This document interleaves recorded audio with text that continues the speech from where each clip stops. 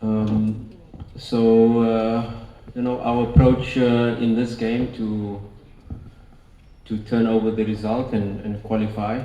Um, we know we need 2 goals to get to penalties. We need 3 goals to qualify.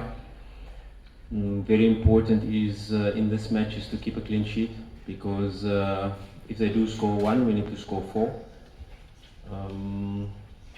We know their coach, in terms of their approach in the home match, 6 shots against us, 2 on target. The 2 shots on target they scored. I'm sure if you say we had that stats and not 18 shots and 7 on target, that was our stats for an away team, but they got the 2-0.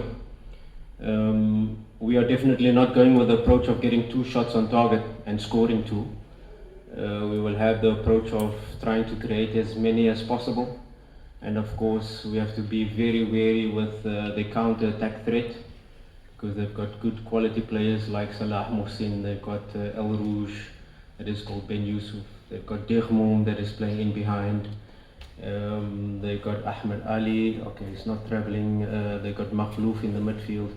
So very players that are good on the transition, and we know in the last 89th minute that we conceded from a transition. So we have to be very wary in terms of our rest defense, in terms of when we are trying to put pressure on them, when we are trying to create chances to score, that we don't lose concentration and concede a goal on the counter-attack. So our approach is very clear. We need 3 goals to qualify, but we have worked the whole week to say let us try to score 4, because we know 1 goal conceded will require us to do so.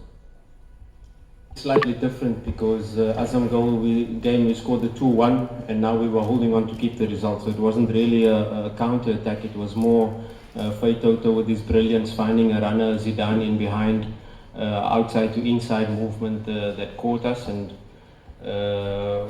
not really a counter-attack. I think we've been very good in terms of stopping counter-attacks, because in the league we face low blocks every week.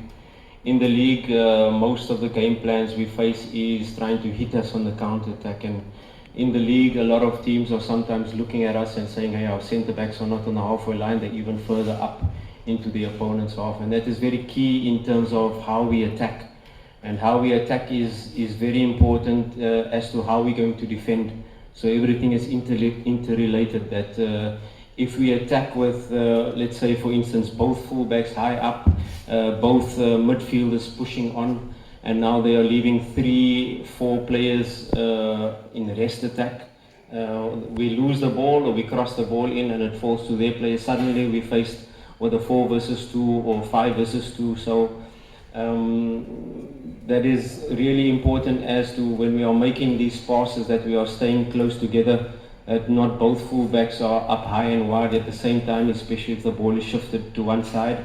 So we can always keep our structures really good, and at the same time when we create these moments we can put numbers in the box. Our counter pressing has been one of our strengths, that first 5-6 seconds after losing the ball is clear, but of course this is a team that has big strikers, so they launch that first ball into Salah Mohsin, he lays it off, and then now there's a counter-attack being faced. And also if you analyze our second goal that we conceded, it was a long ball that they kicked from the goalkeeper. We cleared the ball and maybe one of our defenders shouldn't have gone, and then that created a situation, probably offside as well, but VAR seemed to fall in the favor of Masry on all occasions. So we didn't really get caught on the counter-attack, but it was quite surprising that we were the dominant team, forcing them to play in a low block at home. So a really good performance, a lot of analysis and take-outs in terms of how we can attack better, how can we stop these counter-attacks, and what approach are they going to come, because if you take I don't think it was their plan to sit in a low block, because they came to press us high. Even if you just talk about 2 of our goal kicks, where they came to press us high with 3 players, and from the goal kick we're able to create 1-against-1 with Mpanzu, and the other 1-against-1 on the left-hand side versus the centre-back.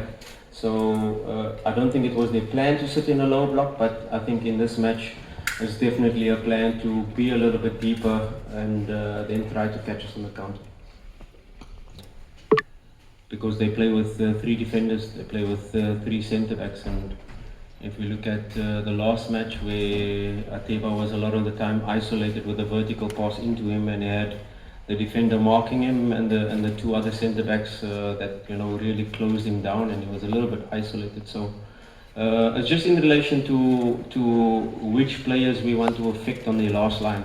If you want to play 2 strikers, maybe they then have a sweeper in behind. If you want to play another 2 players closer to the centre backs, or you then forcing one of the centre backs to jump, and then you create the space behind. So 2 strikers is definitely an option, because we saw it in the last match where Ateba was a little bit isolated, and maybe to start with 2 strikers, there is a possibility. To start with Mokwala and Ateba is a possibility. Mashaka is there as well. So I'm not going to tell you now what I'm going to do, but all of these questions, of course,